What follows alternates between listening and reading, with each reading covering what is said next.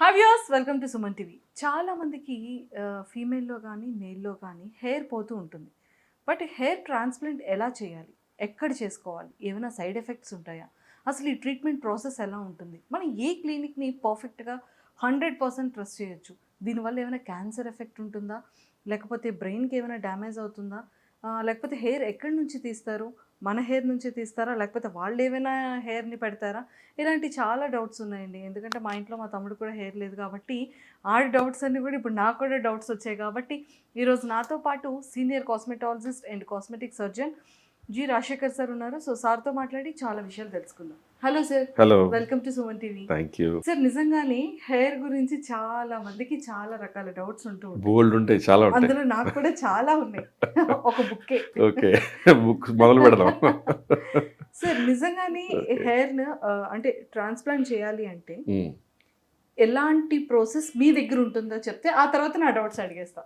Yeah, first of all వెనక కొన్ని సంవత్సరాల ముందు ఇప్పటికీ కొంతమంది డాక్టర్స్ ప్రాక్టీస్ చేసి వెనకాల స్ట్రిప్లో కోస్తారు. దాన్ని ఇంత స్ట్రిప్ తీసి దాంతో ఇంత పెట్టేస్తూ ఉంటారు. అది ఎలా పెడతారో నాకు తెలియదు, కానీ దాన్ని FUT అంటారు, ఫాలికల్ యూనిట్ ట్రాన్సాక్షన్ అని చెప్పి. దాన్ని అలా స్ట్రిప్లో తీసి స్ట్రిప్ నుంచి సెపరేట్గా గ్రాఫ్ట్స్లో చేసి అవన్నీ హోల్స్ చేసి పెట్టేస్తారు. అది 35-40 ఏళ్ళ ఉంది. తర్వాత FUE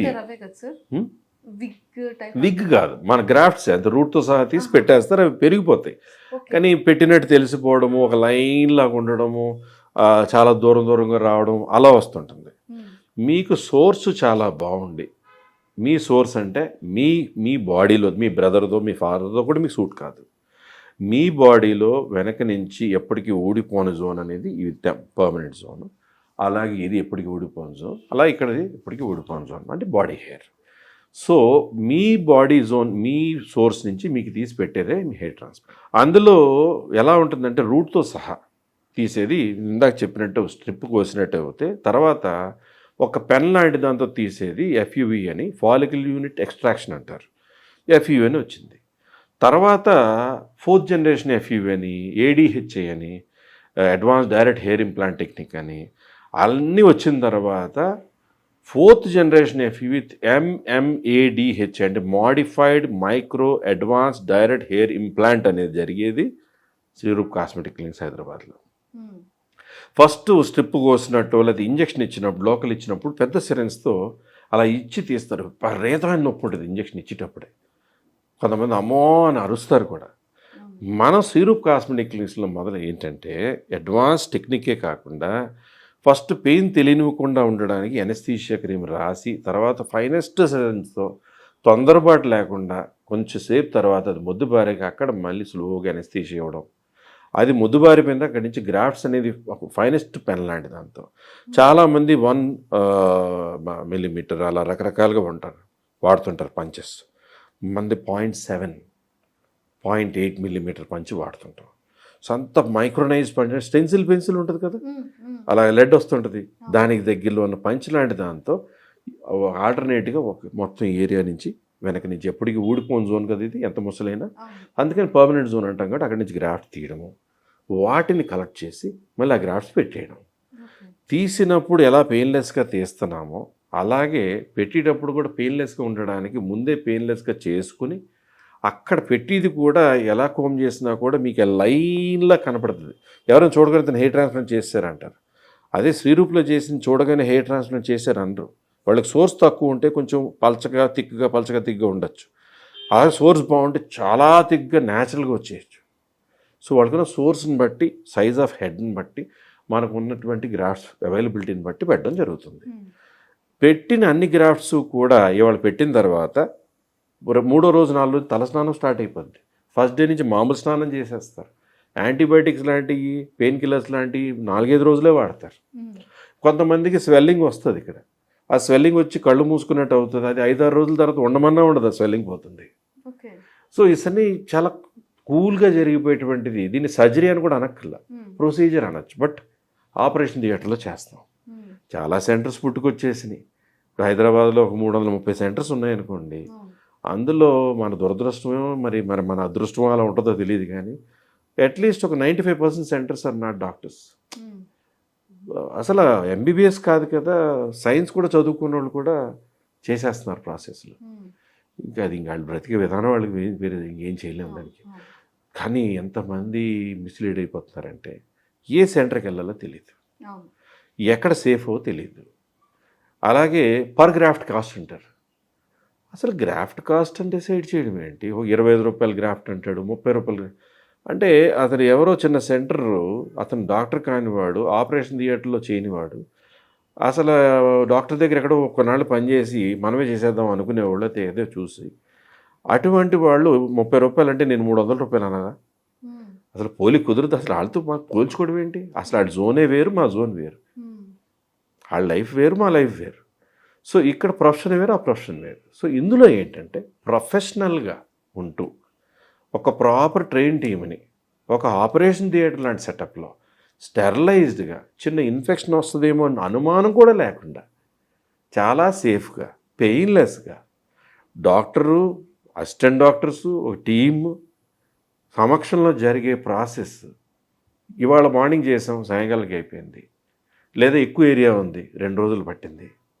ఆ తర్వాత వెళ్ళి నెక్స్ట్ డే నుంచి మామూలుగా స్నానం చేసామా, మెడిసిన్ తీసుకున్నామా, నార్మల్ పనులు చేసేసుకుంటున్నామా, 2వ రోజు నుంచి మెష్గా ఉన్న క్యాప్తో బయటికి వెళ్ళిపోతున్నాం, మండు టెండ్లో వర్షంలో కాకుండా మామూలుగా తిరుగుతున్నాం అనేటువంటి ప్రాసెస్సే హెయిర్ ట్రాన్స్ప్లాంటేషన్. ఓకే సార్, ఇంకొకటి కూడా చాలామంది అంటారు కదా, బ్లడ్ని తీసి ప్లాస్మా చేసి ఆ బ్లడ్ని కూడా ఇంజెక్ట్ చేసి అదంతా బ్లడ్గా కనబడుతుంది. బ్లడ్గా కనపడదు, ఊహించుకున్నట్టున్నారు చాలామంది. కానీ అదేంటంటే హెయిర్ ట్రాన్స్ప్లాంట్ కోసం కాదు, ప్లేట్లెట్ రిచ్ ప్లాస్మా అంటారు. మన స్కిన్కి, మన హెయిర్కి, మన హెయిర్ రూట్స్కి కావాల్సిన న్యూట్రియంట్స్ చాలా వరకు పిఆర్పిలో ఉంటాయి.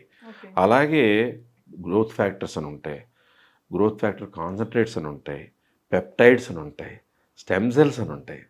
ఇన్నిటువంటి కాంబినేషన్తో కొంచెం హెయిర్ పలచబడుతున్నా, బట్టతల మీద మీరు పిఆర్పి కాదు ఏ ఇంజెక్షన్ చేసినా ఏ హెయిర్ మలవదు, మీ హెయిర్ ట్రాన్స్ప్లాంట్ చేయాలంతే.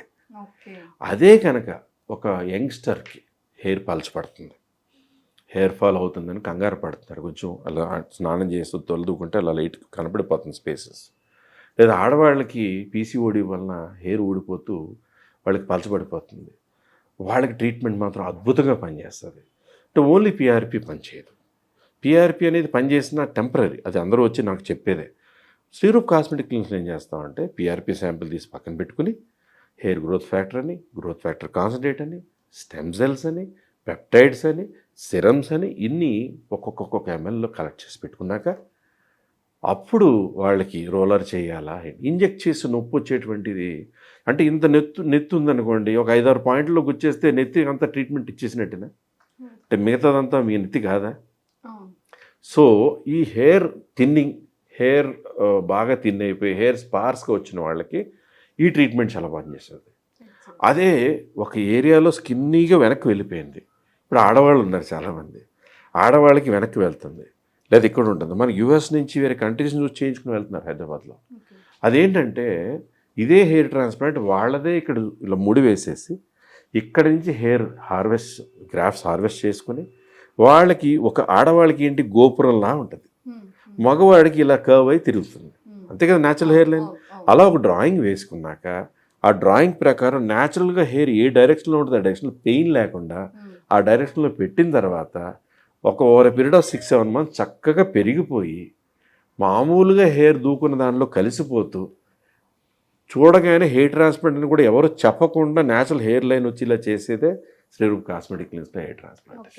సార్, ఈ ట్రీట్మెంట్ వల్ల ఏమైనా సైడ్ ఎఫెక్ట్స్ రావడం కానీ, లేకపోతే హెడేక్ ఇది అయిపోవడం కానీ, తల తిరగడాలు, తర్వాత హెయిర్ ఫాల్ తర్వాత అయిపోతూ ఉండడాలు, ఇలాంటివి ఏమైనా ఉంటాయి? చాలామంది ఇదే ఊహిస్తారు. కొంతమంది బ్రెయిన్కి ఏమైనా అయిపోద్దేమో అనుకుంటారు, కొంతమంది కళ్ళకి ఏదైనా అయిపోద్దేమో అనుకుంటారు. యాక్చువల్గా ఇది చర్మం అనుకోండి, ఇది కండ అనుకోండి, తర్వాత ఎముకు, తర్వాత బ్రెయిన్. మనకి చర్మం నుంచి 5 mm డెప్త్లో జరిగేదే హెయిర్ ట్రాన్స్ప్లాంటేషన్. ఓకే. ఆ కింద కండ ఉంది, కండ తర్వాత స్ట్రెచబుల్గా ఒక 10 పేపర్లు కలిపి స్ట్రెచ్ అయ్యేలా ఉంటే ఈ పొరలా ఉంటుంది, తర్వాత ఇంత లావు ఎముకుంటుంది, తర్వాతే బ్రెయిన్ ఉంటుంది. పైన 5 mm జరిగే దాని వలన ఐసైట్కి తేడా వస్తుందనో, ఇన్ఫెక్షన్ తేడా వస్తుందనో, ఏదైనా సైడ్ ఎఫెక్ట్ ఉంది. Side effect is all money. Side effect is only 5 days of 6 days of discomfort. First day నుంచి శుభ్రంగా పడుకుంటారు, కానీ గ్రాఫ్ డిస్టర్బ్ అవుద్దని ఒక భయంతో ఒకళ్ళు పడుకుంటారు. ఒకళ్ళు ఏంటంటే అదే పొజిషన్లో పడుకోలేక మెడ పడుతుంటుంది. ఇలాంటి సెకండరీ థింగ్స్ తప్ప సరిగ్గా ప్రాసెస్ చేసినట్లయితే పడుకున్న చోట చిన్న పచ్చి నొప్పిలా తప్ప ఏదైనా మైల్డ్గా అది చేసుకున్న ఎంజాయ్మెంట్లో, ఆ గ్రాఫ్ట్స్ వచ్చే ఎంజాయ్మెంట్లో, పెరిగి దాంట్లో అవన్నీ అలా మర్చిపోతారు. Okay. So no side effects. No side effects. మనం ఏ రెగ్యులర్ షాంపూ ఆయిల్స్ అన్ని యూస్ చేస్తాం. ప్రాపర్ సెంటర్, ప్రాపర్ టీమ్తో చేసుకుంటే no side effects. Okay. Shampoo ఏదైనా వాడుకోవచ్చు. Good shampoo is a good shampoo. ఇప్పుడు ప్రెస్మాస్టర్ స్ట్రెంగ్థనింగ్ షాంపూ ఉంది, హ్యాపీలీ యూజ్ ఇట్. ఫాల్క్యూర్ షాంపూ ఉంది, complete herbal, zero chemical. First 2-3 months అదే వాడమంటాం. హర్బల్ అయితే ఏం హాని చేస్తుంది? ఏది హాని చేయదు. ఇప్పుడు పసికందు పుట్టగానే ఏది పడితే అది మనం పూసేసేవాడి కుదరదు. అలాగే గ్రాఫ్ట్ నాటిన కొత్తలో it is just like a small baby. దానికి ఏది సేఫో అటువంటి షాంపూ, అటువంటి సిరము, అలాగే మంచి ఆహారం ఇస్తే చక్కగా పెరగడం అనేది జరుగుద్ది. సాధారణంగా హెయిర్ ట్రాన్స్ప్లాంట్ చేసిన తర్వాత జీవితకాలం పోషించాలేమో, దాన్ని ఏదో చేయాలేమో అనుకుంటారు. ఫస్ట్ 7-8 months ఒక చెట్టు నాటిన తర్వాత దాన్ని నీళ్లు పోయకుండా ఏమి చేయకుండా వదిలేస్తే చెట్టు పెరుగుద్దా? అలాగే ఉంటుంది. అదే కనుక దానికి మంచి న్యూట్రిషన్ ఇచ్చామన్నమాట, ఎలా పెరుగుద్దు? అదే same medical agriculture is hair transplant. Excellent.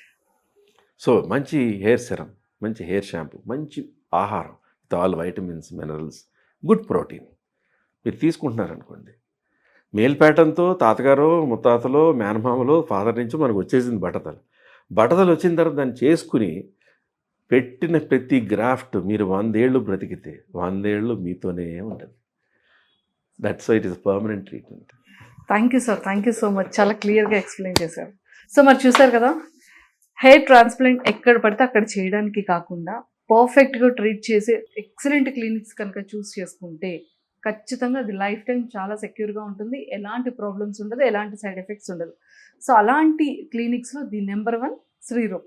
So ఖచ్చితంగా మీ హెయిర్ని ఇంకా మంచిగా చేయించుకోవాలి పర్మనెంట్గా అనుకుంటే ఖచ్చితంగా కింద స్క్రోల్ అవుతున్న కాంటాక్ట్ నెంబర్కి కాంటాక్ట్ అవ్వండి. Thank you.